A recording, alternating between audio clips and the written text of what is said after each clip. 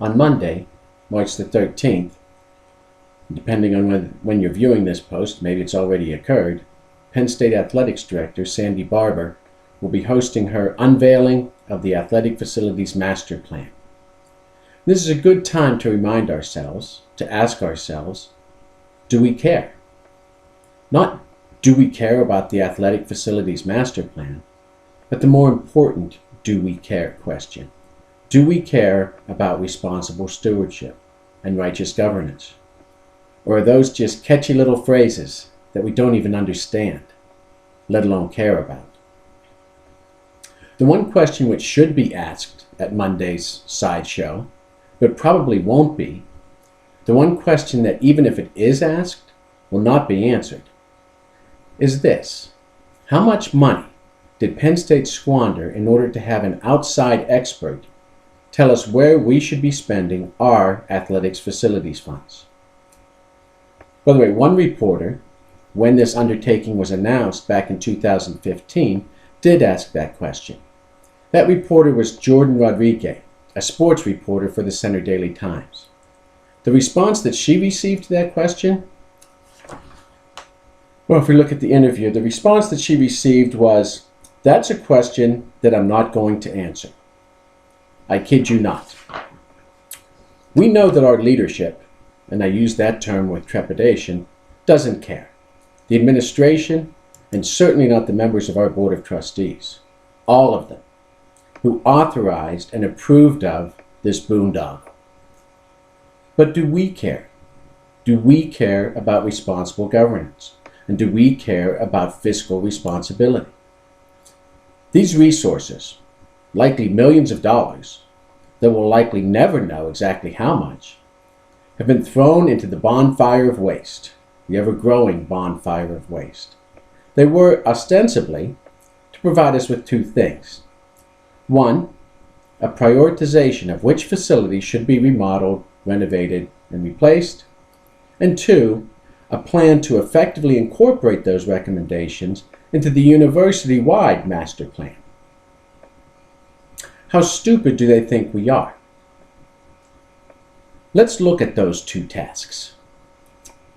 The prioritization of expenditures. We have, right now, here at Penn State, an athletic director who costs us $1 million per year. One of the most expensive athletic directors in the nation. Under her watch, she has built, and we have allowed to be built, an empire of 26 associate athletic directors, assistant athletic directors, executive athletic directors. And with this combined 27-member council of athletic directors, which costs us over $5 million a year, we are to believe that when the question arises, where should we be prioritizing with respect to the remodeling, renovation, and rebuilding of our athletic facilities, that the answer from this 27-member council of highly paid athletic directors is, I don't know. Let's hire an outside expert for a couple of $1,000,000 to tell us. To tell us that McCoy Natatorium is obsolete? To tell us that the facilities at Jeffrey Field are subpar? To tell us which parameters of Beaver Stadium need maintenance and upgrades? We need an outside expert to inform our 27 various athletic directors as to where upgrades are needed with our facilities? Really? What have they been doing? What have those 27 athletic directors been doing for the last 2 years? Living in a bubble? Now, the second part of what we are paying millions of dollars for, and I'll quote here from a Penn State press release. The ICA, the Intercollegiate Athletics Master Plan, will be informed by and integrated into the University Park Campus Master Plan. That's a quote from the Penn State press release. The contract with Populous and their 12-member team will supposedly provide Penn State Intercollegiate Athletics with, and I'll just highlight a few of these items, it will provide Penn State with wise stewardship of the university's physical assets, with responsive, high-quality, and creative solutions in support of the university's mission. It will provide site selection studies and feasibility studies for new construction. It will provide designs for new construction and major renovations, site improvement projects, and parking roadway projects, and they will participate in all phases of the design process, from conception through construction. That's what we're supposed to get from this master plan. Those are the things that are to be provided. Now, this list of achievements, of these services that are to be provided, of the expertise that is to be lent to this project, I pulled them directly off of the website brochure. Not the website brochure of the 12-member populace team, who we're paying millions of dollars to, but off of the website brochure of the Penn State Campus Planning and Design Group. This group is part of the 1,500 head count Penn State Office of the Physical Plant. It's a group that includes, within it, 186 professionals. Yes, I counted them.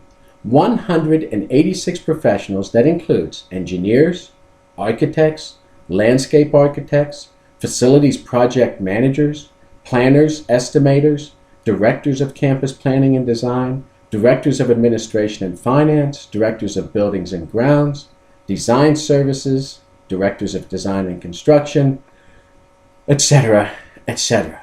186 professionals already under the full-time employment of Penn State who are charged with and who have competencies in and who have provided all of those services. These are the folks who designed the Penn State university-wide master plan that we are supposed to coordinate with. Now, let's make this clear. I do not believe that our 27-member athletic director posse really needs Populace to come in and tell them that the McCoy natatorium is obsolete. And I don't think that they actually believe that the 12-member Populace crew has greater insight to incorporating the university-wide master plan than does the group of Penn State professionals, 186 of them, who designed the university-wide master plan. What they, the Penn State leadership, feel that they need is what Penn State leadership always feels they need: a route to unaccountability. In this case, to have Populace sign a document that provides them with their cover, so that when questions come up, when folks might say, "That's a crazy idea," or "How can you justify such a gigantic expense?" they can point and say, "Look over there. The outside experts said that we should do this. And they are, by God, they are outside experts." It's the same bureaucratic strategy that we saw in the commissioning of governance expert Holly Gregory. We remember her, don't we? Settlement experts Feinberg and Rosen. And didn't they do a wonderful job of using $100 million of our money to desecrate the university? And who can forget the greatest commissioning of all, the commissioning of investigation expert Louis Free? All of these outside experts who were brought in, paid a huge sum of money to provide cover for Penn State leadership, so that it wasn't their fault. Millions of dollars in this project, enough to provide scholarships for what, 50, 100 Penn State students, that are squandered in order to provide cover for our leaders. And I almost choked to use that term in reference to these folks. And no one in Penn State leadership, including your elected trustees, gives a damn. Of that, there is no question. The only unanswered question is, do we give a damn? Do you give a damn? Do we care about responsible stewardship for Penn State, which includes responsible stewardship over Penn State's funds? Or do we only care about responsible stewardship? Are we only outraged by irresponsible stewardship when that irresponsible stewardship affects those issues that affect our own personal self-interests? We need to answer that question for ourselves. None of your incumbent trustees give a damn, and I doubt that any candidate for those seats, save for one, has the brains and the balls and the conviction to speak up on these issues. Do we? Do you? demand responsible stewardship. It is, as always, up to us to demand the leadership, to demand the responsible governance that Penn State deserves. We need to make that choice. Thank you.